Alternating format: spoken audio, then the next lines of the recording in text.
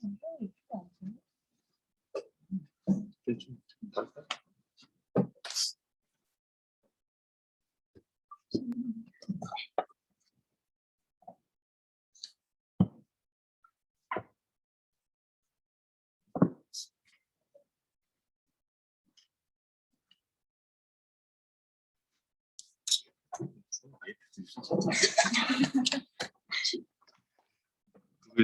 구글 드라이브가 없어.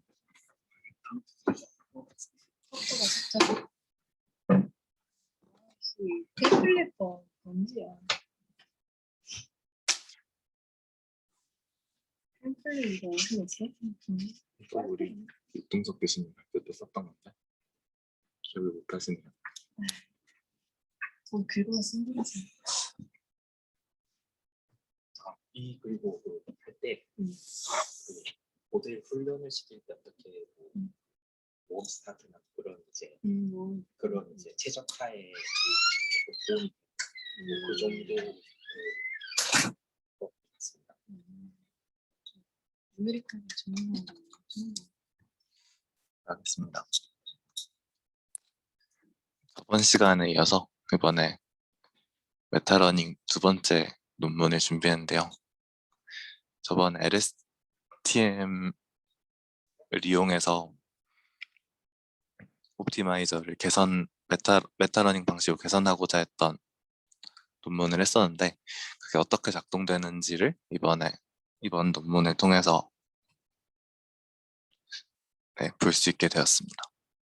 그래서 일단 원래 여기서 릴레이티드 워크는 논문 구조상 거의 마지막에 나오는데 저번에 준비했던 논문이랑 방식은 유사하기 때문에 일단 리뷰하는 차원에서 제일 처음 넣어봤고요. 인트로덕션부터 시작을 하면 딥러닝이랑 옵티마이저, 핸드 디자인된 옵티마이저들이 굉장히 효율적으로 성공을 거뒀는데 그게 결국은 많은 트레이닝 데이터가 필요하고 트레이닝 데이터에서 라벨이 다 되어 있는 경우에 성공적으로 딥러닝이 작동을 했었는데 퓨샷 러닝에 대해서는 그게 효율적이지 못했어요.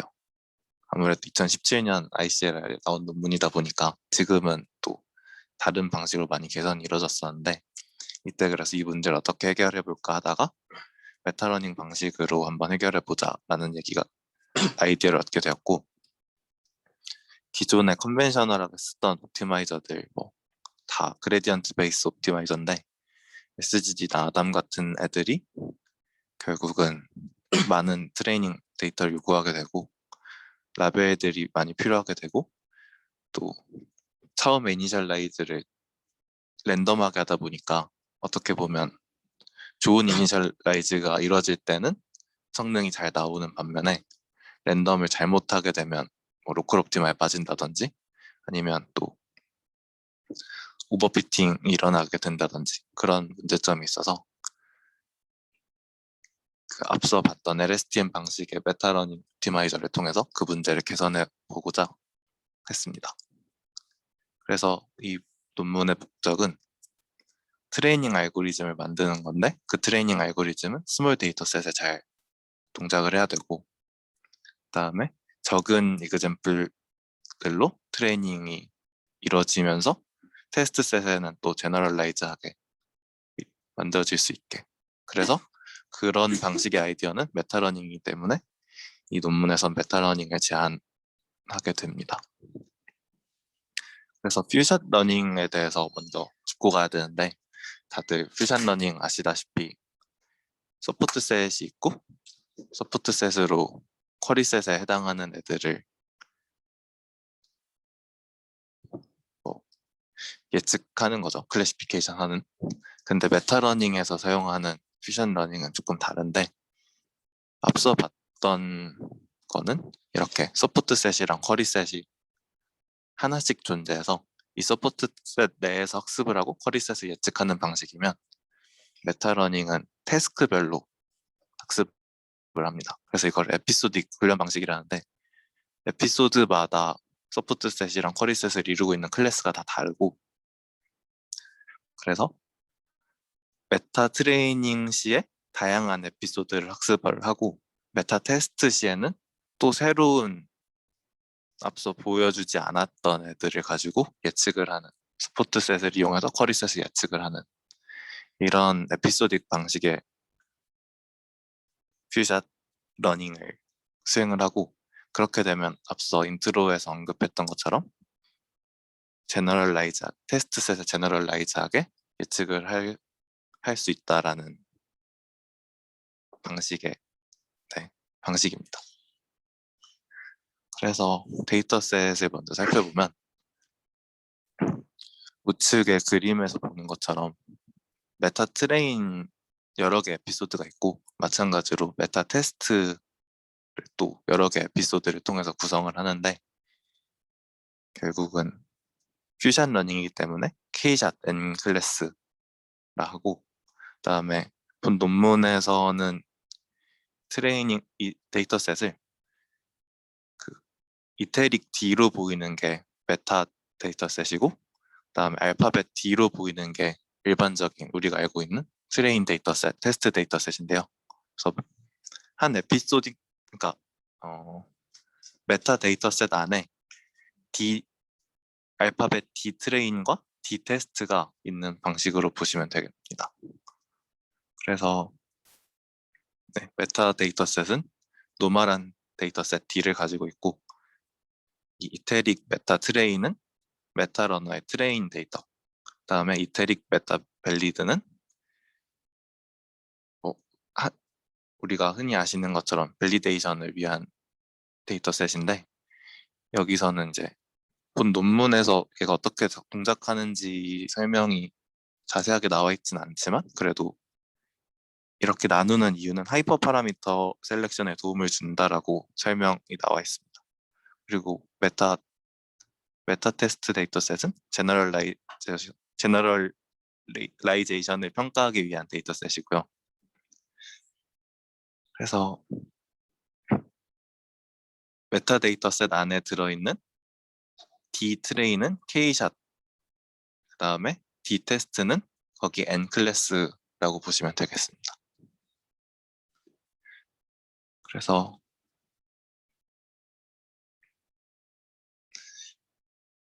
수식으로 보시면 기존에 우리가 생각했던 퓨샷 트레인 방식이랑 메타 러닝 방식을 비교를 할 건데요. 처음에 컨벤셔널한 트레이닝 알고리즘은 인풋으로 D 트레인이 들어가서 거기에 데이터셋이 XT 페어가 되는 YT가 있고 그거를 배치마다 수행을 해서 어떤 모델 M이 있으면 그 모델 파라미터 세타를 아웃풋으로 갖게 되고 그다음에 이 트레이닝의 오브젝티브는 결국 D 테스트에서 좋은 퍼포먼스를 보이는 걸 목표로 하는데 메타러닝 알고리즘은 인풋이 메타 트레인 데이터셋이 들어갑니다. 그러면 메타 트레인 데이터셋은 D 트레인과 D 테스트 데이터셋의 페어를 갖고 있고 그게 여러 에피소딕을 통해서 첫 n 이퀄 1부터 라지 n까지 에피소딕을 반복하게 됩니다. 그리고 아웃풋으로는 어떤 트레이닝 알고리즘, 그러니까 메타러너의 파라미터를 아웃풋으로 갖게 되고 그러면 이 메타러닝 알고리즘의 목적 함수는 메타 테스트에서 제너럴라이즈하게 여기서도 보시면 D 트레인이랑 D 테스트로 페어로 이루어진 메타 테스트인데 이 메타 테스트도 에피소딕이 있기 때문에 여러 에피소딕에서 다 좋은 퍼포먼스를 보이는 걸 목표로 합니다. 그래서 모델을 보시면 옵티마이저로 LSTM을 쓰기 때문에 LSTM 셀 업데이트 방식을 따르게 되고 우리가 흔히 알고 있는 기존의 모델 파라미터를 업데이트하는 방식을 보면 첫 번째 식에서 보시는 것처럼 모델 파라미터 세타를 업데이트하게 되는데요. LSTM의 스테이트 업데이트 방식을 보시면 두 식이 굉장히 유사한 걸 알 수 있습니다. 그래서 LSTM을 쓰는 거고 LSTM 업데이트 방식에서 스테이트 CT는 LSTM 모델 M의 파라미터가 되고 다음에 CT에 물결 표시되어 있는 애는 네거티브 그레디언트를 담당하게 되고, 다음에 LSTM에서 쓰는 FT랑 IT, 그러니까 forget gate랑 input gate는 각각 다음의 식으로 표현을 하게 됩니다. LSTM 업데이트 방식을 그대로 따르는 거고, 두 식을 비교했을 때 만약에 FT, 그러니까 forget gate가 1이고 CT가 모델 파라미터 세타랑 페어가 되고, 인풋 게이트가 알파티, 그러니까 러닝 레이트랑 같고, 그다음에 CT의 물결 표시가 네거티브 그레디언트랑 같다면 두 식은 완전히 이퀴벌런트하게 됩니다.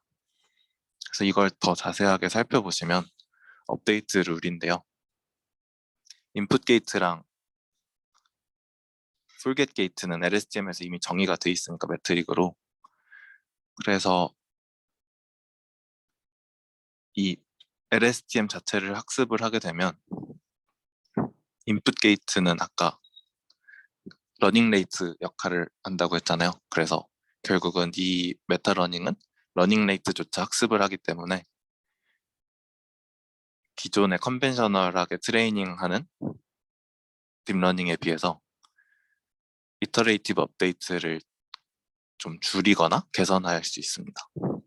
그리고 풀겟 게이트가 1일 경우에 완전히 이퀴벌런트한데, 풀겟 게이트도 매트릭이기 때문에 항상 1은 아니에요.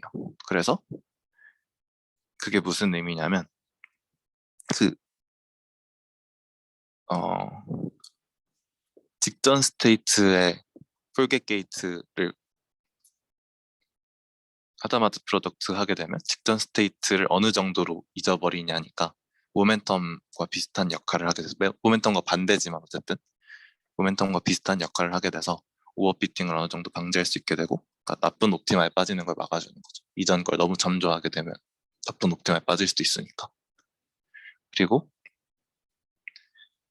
C가 결국은 아까 메타러너의 스테이트 C0가 초기 스테이트인데, 이니셜 스테이트인데, 걔도 학습을 통해서 알 수 있게 되니까 랜덤한 이니셜리제이션을 하는 게 아니라 학습을 통해서 좋은 이니셜라이제이션을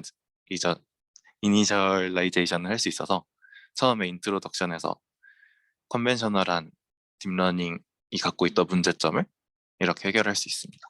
지금 괜찮아. 그러면 지금 프리케이트랑 이거 다 지금 파라미터인 거잖아. 그러니까 우리가 컨스턴트로 준비하는 파라미터는 그럼 매 러닝 할 때마다 프리케이트는 이런 매트릭이 다 다를 수 있는 거야. 업데이트가 되는 거야. 그게 뒤에 나올 텐데, 이거 좋겠어. 네. 이게 하나의 에피소드입니다. 메타 트레인의 하나의 에피소드고, 보시면 메타 트레인 데이터셋 하나 에피소드에 트레인 데이터에서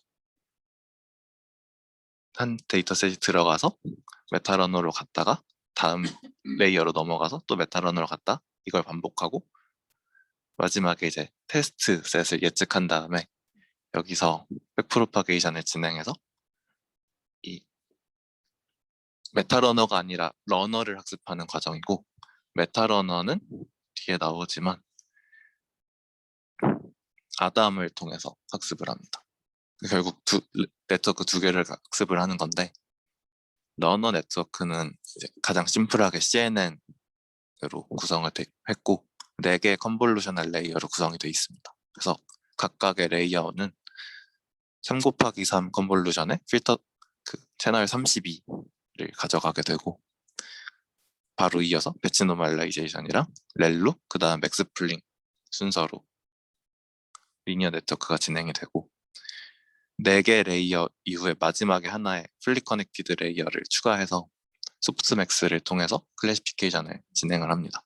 로스는 이제 본 논문에서는 네거티브 로그 라이클리후드를 러너의 로스로 사용을 하고, 메타러너 네트워크는 LSTM을 쓰는데 LSTM 또 너무 레이어가 많아지면 파라미터 학습하는 데 문제가 생겨서 2개 레이어만 쐈습니다. 여기서 그리고 메타러너 네트워크는 이제 타임스텝마다 로스를 계산을 해서 업데이트를 하는데 에피소딕 방식의 훈련이기 때문에 배치가 통째로 돌 때까지 러너는 업데이트하지 않습니다. 그래서 메타 러너는 타임스텝마다 하는데 러너는 배치가 끝나면 업데이트하는 방식으로. 그래서 LSTM의 옵티마이제이션은 아담을 쓰고, 그래서 여기서는 실험을 이제 미니 이미지넷을 가져와서 실험을 하는데요. 미니 이미지넷은 100개의 클래스가 있고 그 중에서 이그젬플을 600개를 뽑아서 각각의 클래스를 구성합니다. 그래서 메타 트레인이랑 메타 밸리드랑 메타 테스트는 각각 64개, 16개, 20개의 클래스로 이루어져 있고 본 논문에서는 퓨샷 러닝을 원샷이랑 5샷 2개를 진행을 합니다. 그래서 5개의 클래스에 대해서 그래서 총 15개의 이그젬플을 한 에피소드마다 사용을 했고 성능을 보시면 이제 뭐 이전에 2017년 이전에 사용되는 베이스라인 모델에 비해서 확실하게 좋은 성능을 보여주는데요. 이제 5샷 같은 경우는 완전히 쏟다 성능을 달성했고 오차 범위를 고려를 하더라도 그다음에 원샷 같은 경우에는 기존에 사용되던 매칭 네트워크랑 비교했을 때 어느 정도 우위가 있긴 하지만 그렇게 큰 차이를 보이진 않고 여기서는 이제 메타러너의 레이어마다 폴겟 게이트랑 인풋 게이트가 어떻게 웨이트를 가져가는지를 보여주는데 그걸 시각화한 건데 우리가 흔히 알고 있는 웨이트 디케이랑 비슷하게 LSTM에서도 그 메타러너가 학습이 진행되면서 메타러너를 옵티마이저로 쓰고 있는 러너가 각 레이어마다 어떻게 웨이트가 바뀌어가는지를 시각화했습니다. 그래서 본 논문의 결론은 일단 첫 번째로 퓨전 러닝 프로블럼에 대해서 멀티 도메인 데이터를 고려해서 학습을 했다. 왜냐하면 에피소딕으로 해서 여러 개의 제너럴라이제이션 성능 평가를 했으니까. 그리고 두 번째로는 트레이닝 알고리즘을 파라미터화 한 거죠. 왜냐하면 LSTM을 써서 트레이닝 알고리즘을 구성했으니까. 그렇게 됐을 때 장점은 LSTM을 완전히 엔드투엔드로 학습을 하면서 퓨전 러닝 테스트에 적용을 했고 그다음에 LSTM을 파라미터를 사용하면서 결국은 러너 모델의 트레이닝 알고리즘과 이니셜라이제이션 문제를 해결하게 됐고 그다음에 세 번째로는 메타러너 모델이 미니 이미지넷에서 이벨리에이트를 해서 다른 소타 러닝 방식들과 비교했을 때 어느 정도 우위가 있음을 확인을 했습니다. 네, 끝입니다. 질문